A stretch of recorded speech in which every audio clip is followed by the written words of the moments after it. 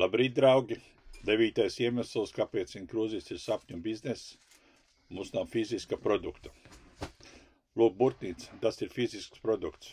Lai to saražotu, vajag rūpnīca, tehnoloģijas, izēvielas, iekārtas, noliktavas, strādniekus. Fizisks produkts ir tāds produkts, kur jūs variet fiziski sajust. Balvpunkts nevar fiziski sajust, tos nevar ne aizvest, ne nozagt. Mūsu produkts nekad nenoveco, tam nav realizācijas laika. Iegūtie balvpunkti derīgi visu jūsu atlikušo mūžu, kamēr jūs to neiztērēsiet kādā brīnišķīgā kruīzā. Es pazīstu cilvēkus, kuri nodarbojas ar dažādu fizisku produktu ražošanu, tirdzniecību vai realizāciju.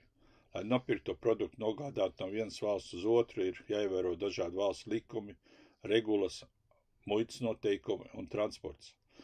Vēl apdrošināšana, pareiza loģistika, lai produkts pa ceļam nesabojātos. Dāmas un kungi, šajā biznesā nav ne rūpnīcas, ne transporta, ne tehnoloģijas, ne kuģu. Tas ir sapņu bizness. Jūsu iegūtie balvu punkti ir jūsu. Jūs tos nevariet pazaudēt. Uzziniet vairāk, piesakieties manam webināram WhatsApp 274 74799. Lai forša diena!